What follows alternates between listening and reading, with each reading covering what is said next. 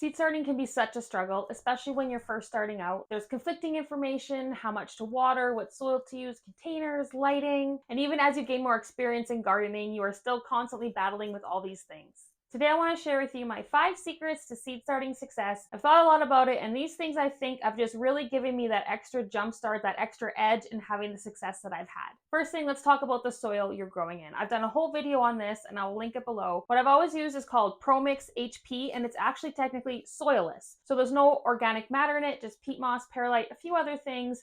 This will help prevent those darn fungus gnats from coming in, but it also just provides a really nice, consistent medium for those soils to germinate and start to grow in. Of course, with using this type of soilless material, once your seedlings get those first set of true leaves, you're going to have to fertilize, but it's really easy just to add a little bit of liquid organic fertilizer when you water them, and I find that gives myself the peace of mind knowing that they're getting exactly what they need. The second thing I think that leads really to a lot of my success is choosing the right container. I really like these smaller containers for starting a lot of my herbs and smaller seeds because it just gives me that much more control. If I were to start a little mint seeds in here, there's just a lot of extra growing medium, a lot of extra space, and there's more room for things to go wrong, in my opinion.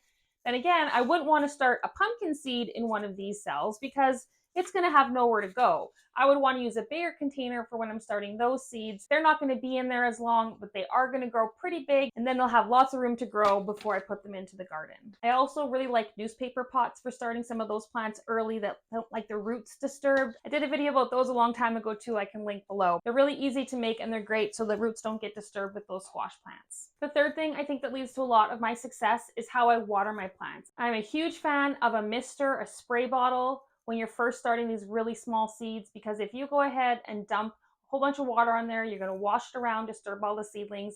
I even still fall victim to this every year. I've done it already this year, and you can see how easily it is just to wash away that soil from that seedling. Now, of course, you can't just mist your seeds forever. It's really only good for those really small seeds when they're first starting to grow. But once they get established, or say for bigger things like a pepper, I'm not as worried as misting with those.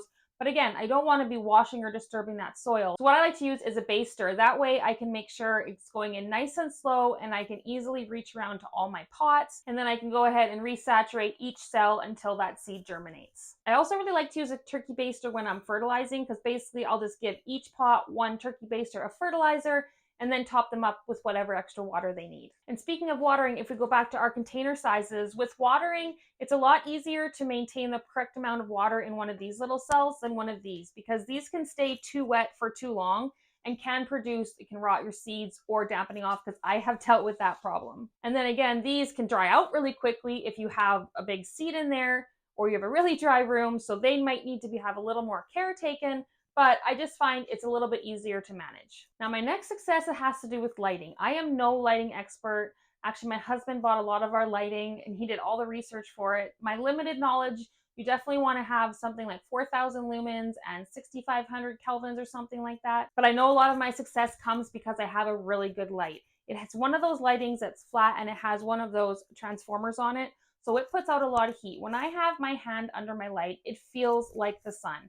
And really, the sun is the best light for our plants. So when you're picking a light, if you have it in your budget, I suggest not skimping on the lighting and getting one of those better quality lights, because this will just give you better quality seedlings. And yes, some people have a lot of success growing in their windowsills, but that is the exception, not the normal, especially up here in the cold in the north, where we are having to start things a lot earlier and the sun is just not at the strength that it needs to be. Having that really strong light inside will give you those really strong seedlings.